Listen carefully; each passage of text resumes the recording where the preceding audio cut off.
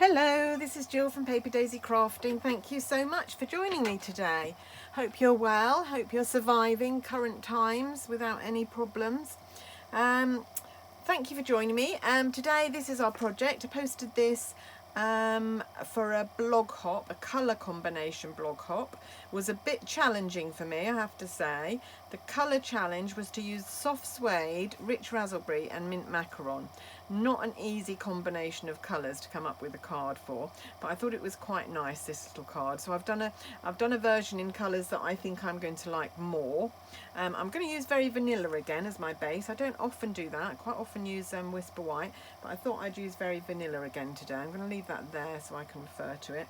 So what will we need? Right, well, obviously you need a card blank, and we're doing this one tenfold. So my card blank measures 10.5 by, this will be 29.8, but we're going to score it at 14.5 and then cut off the excess. So we'll do that in a minute.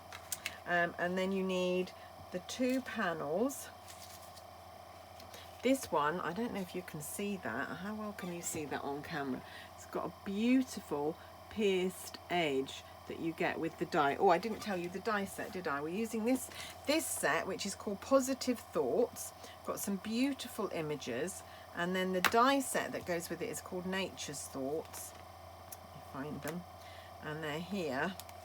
And so you've got the big fern, so you can cut out the big fern with that one. Cut out these little sprigs of foliage, and an even tinier one. Cut out a butterfly. I've used that one. So I've used all of these dies. Use that one to cut out my flower, and this is the frame. Haven't actually used these ones on this card, but I have used the feather before. No, that feather, I cut out a stamped one with that one. But really lovely set. Bit outside my usual style, I have to say. This is more sort of almost vintagey, but I quite like it. Yeah, I'm getting used to it. So the pieces that I'm going to use, which I've already die cut, I've stamped the foliage with the stamp and then die cut that in soft sea foam. I've cut out 3 of the little sprigs in Very Vanilla. I've cut out one, oh, butterfly's getting on there, one little sprig in Crumb Cake. This colour is Crumb Cake. And then my flower and my butterflies in Highland Heather. Oh, and another little sprig there. Don't know if we're going to need that one. Don't think I used that one on the other card. Anyway, so let's have a look at what we need to do to put this card together. Oh, and another little scrap of card to do our sentiment. All right, these are the stamps that I used. I'm going to use that one again in a sec. That one I won't need to use because I've already stamped and die cut the flower. But that's the stamp that you use. And the sentiment I'm using is from Butterfly Gala, which is a little note, which is a sentiment I've used over and over again. I love that. I love having some cards in my stash that I can just send for no occasion whatsoever. Just a little note to say to someone I'm thinking of them, or how are they, or whatever. So let's make a start. Take your card blank, and we're going to score at 14.5. Like I say, if I was really going to do this in half A4, it would be something like 14.8 and a half or something like that. And I can't be doing with those figures, especially when I want to produce mats and things for it. So I tend to do it at 14.5, which means I get a little bit of leftover card, but that doesn't worry me. So I'm going to use my bone folder, line that up, give myself a nice crease there, and then I'm just going to trim off that little bit at the edge there. Of course, you could cut the card before you oh, that blade has come out somehow. That's better. Sometimes slips out of the groove. There we go. Right, and that's our card blank done. That's all the trimming we need to do today. It's just a little sliver that's left over, so it doesn't really matter. Just means that if I'm cutting down, if I want my mat to be 0.5 centimetre smaller all round, it's much easier to work out than it is by trying to do odd bits of centimetres. Right, there we go. Right, now this panel is going to be what we're working on, so I think we'll mount everything on there first. I think we'll stamp on there first. Yeah, we'll do that first. So we've got these bits to add on in a sec. Trying to remember, I made this card quite a long while ago, so I'm trying to remember how I made it. Right, I'm going to take my soft sea foam stamp pad.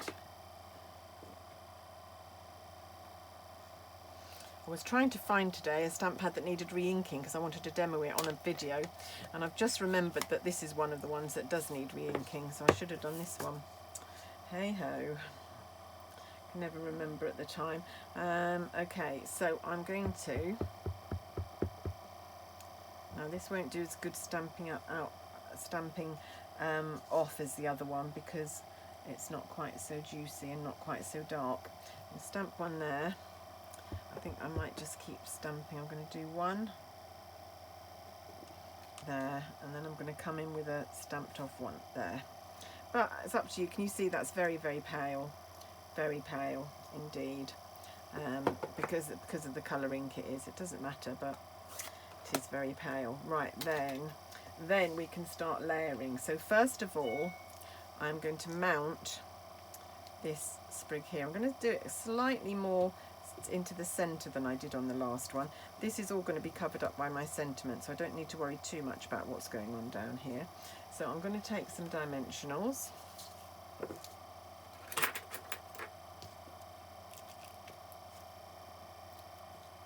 I'm going to put one up there, one there, maybe half a one. Is that cut? No, there's a cut one. Might just put a little half of one there. And maybe another little half of one there. And another one.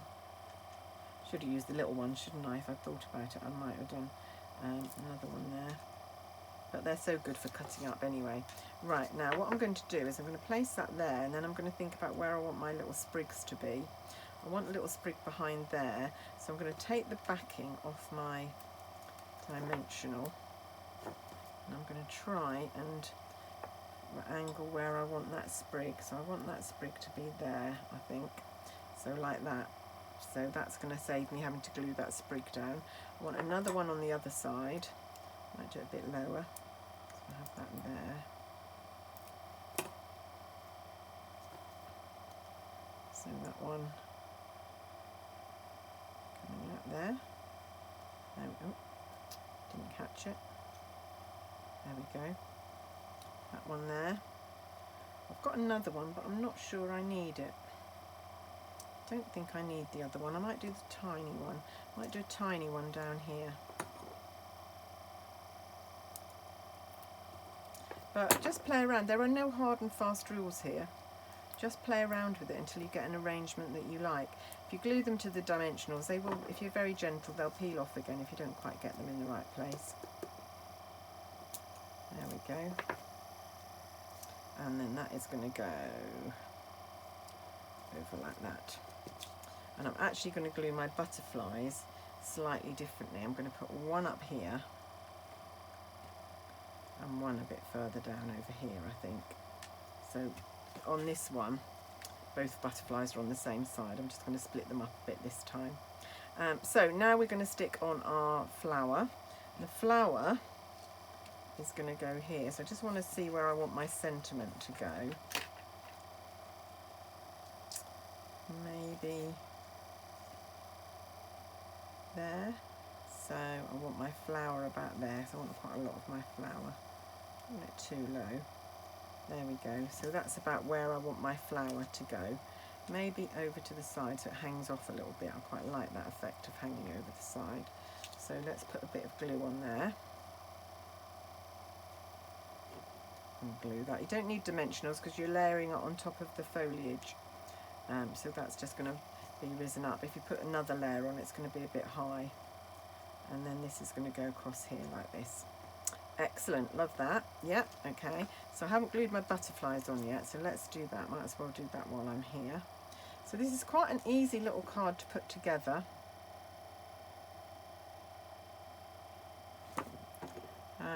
Once you've got all the bits. I know I cheat a bit by coming on with all my die cuts already done. But that's because my Big Shot is really old. I didn't apologise at the beginning, did I, for the noise of my fan in the background. We're going through a heat wave in the UK. I set aside Sundays normally to do all my videoing, but it's 30.5 degrees in my craft room at the minute, so I can't turn my fan off, I'm afraid. It's just too hot. Right, and then we're going to glue that onto there, and then that will glue onto the card base. And then we've just got the sentiment to do, so a very, very quick little card. I love this panel with the pierced stitching. I think that'd be useful for all sorts of things, not just this set, but it does set them off quite nicely. I love when Stampin' Up put a set of dies together. They always quite often throw in an odd die that you can use for so many different purposes. I do love that. Makes it all the more versatile, and all the more that you can't live without it, which is actually probably their ploy, but doesn't do my bank balance any good. Right, okay, so I'm going to glue that on there. I'm going to be using Tombow so that I can move it if I don't get it right the first time.